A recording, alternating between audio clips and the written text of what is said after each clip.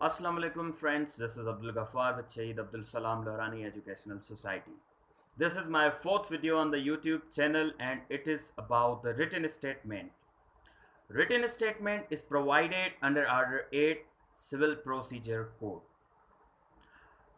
हमने अपनी पिछली 3 वीडियो में डिस्कस किया first of all plaint, secondly reject of plaint and return of plaint और थर्डली हमने डिस्कस किया समन्स। हमारा जो ये लेक्चर है that concerns the written statement और उसके मुतालिक जो ऑर्डर सीपीसी में दिया गया है that is order 8। What is written statement? Written statement is simply a reply to the plaint of plaintiff which is filed under order 7 rule 1। उसके अलावा ये कौन फाइल करता है written statement? The written statement is filed by the defendant. Other question is that what time is required to file the written statement?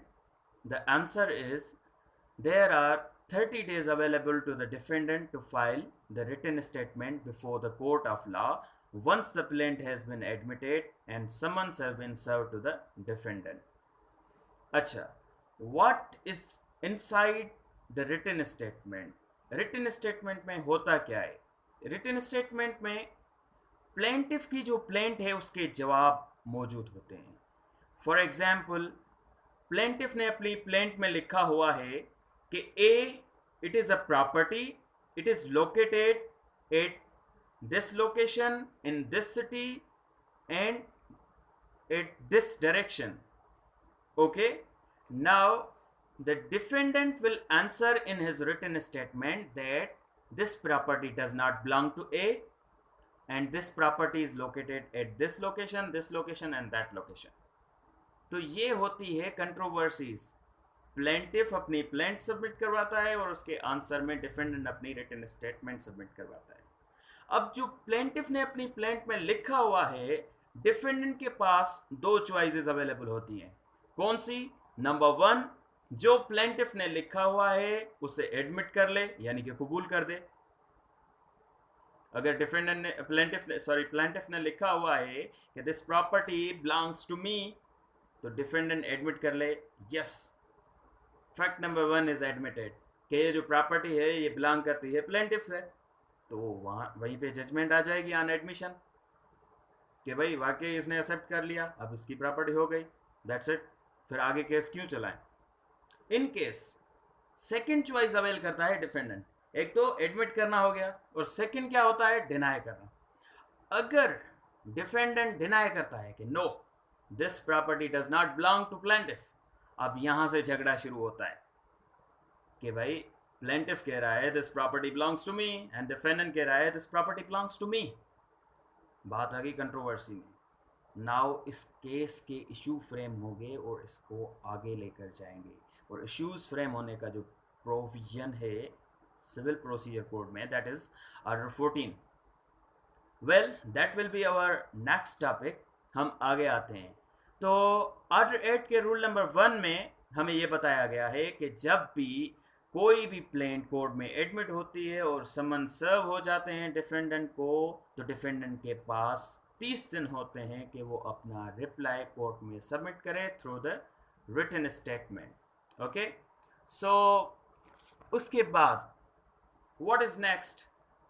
Next ये है कि उसके पास 30 डेज होते हैं और उसके बाद rule number 2, new facts must be pleaded. ये हेडिंग है रूल नंबर 2 की।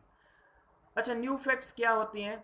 फॉर एग्जाम्पल प्लेंटिफ ने अपनी प्लेंट में तो जो लिखना था लिख दिया ना, अब अगर हम डिनाई करते हैं कि भाई ये चीज़ ऐसे नहीं है जैसे प्लेंटिफ ने लिखी है, तो भाई आप बताएं ये चीज़ कैसे है, तो हम बताएंगे कि ये चीज़ ऐसे है। अब इस ऐसे कैसे को हटाकर हम एग्जाम्पल पे आते हैं। फॉर एग्जाम्पल, हाँ, प्लेंटिफ कहता है कि ये this property belongs to me और डिफेंडेंट कहता है no it is denied this property belongs to मी।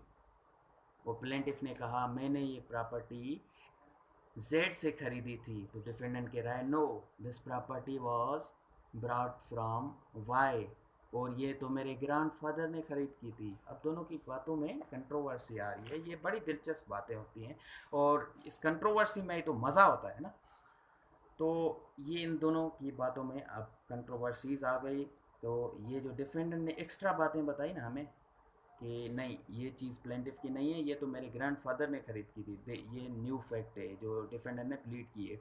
ये एक आपको सिंपल सा एग्जांपल दिया और इसमें लिमिटेशन के इश्यूज आ जाते हैं कि भाई प्लेंटिफ जो सूट लेकर आया कोर्ट में वेदर इसकी लिमिटेशन है या नहीं है according to law of limitation, और कहीं इसमें इलीगैलिटी तो नहीं है कहीं पर, ये भी बातें आ जाती हैं। और उसके अलावा बहुत सारे प्रॉब्लम्स, कहीं ये जो प्लेंट है ये वाइड और वाइडेबल तो नहीं है, बहुत सारी चीज़ें, बहुत सारी प्लीज जो हैं वो रिटन स्टेटमेंट में डिफेंडेंट उठा सकता है, क्लेम कर सकता है। ये हमारा ऑर्डर 8 रूल नंबर 2 में लिखा हुआ है।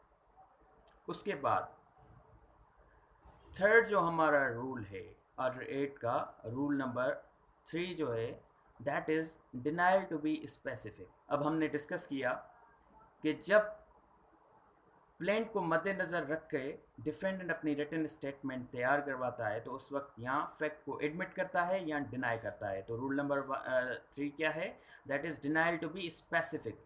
जो चीज़ें डिफेंडेंट डिनाई करना चाहता है वो स्पेसिफिकली डिनाई करेगा। इसको हम रूल नंबर 4 से कनेक्ट करके पढ़ेंगे। रूल नंबर 4 है इवेसिव डिनाइल। अब इवेसिव डिनाइल क्या होता है? Evasive denial is that denial which is not a direct, which is indirect. For example, आप बाहर गए और फिर से घर वापस आए, तो आपके पेरेंट्स ने आपसे सवाल किया कि कहाँ गए थे, तो आपने फ़ौरन जवाब दिया यहीं पर था। नाउ व्हाट इज दिस यहीं पर था? That is indirect answer. तो इसी वे में ये कोई एग्जाम्पल नहीं है लॉ से रिलेटेड, ये लॉ से हट कर एग्जाम्पल है फॉर योर अंडरस्टैंडिंग। तो ये होता है evasive type of denial. Evasive denial नहीं होना चाहिए। क्यों नहीं होना चाहिए? There is a one condition, if the defendant is denying the facts of plaintiff evasively, then it will be treated as an admission और ये डिफेंडेंट के खिलाफ हो जाएगा। इसी वजह से डिफेंडेंट का डिनायल जो है, जो इनकार कर रहा है, वो स्पेसिफिक होना चाहिए, साफ और शफाफ होना चाहिए ताकि कोर्ट को समझ आ सके। अगर इवेसिव होगा तो फिर ये डिफेंडेंट के खुद के नुकसान में चला जाएगा।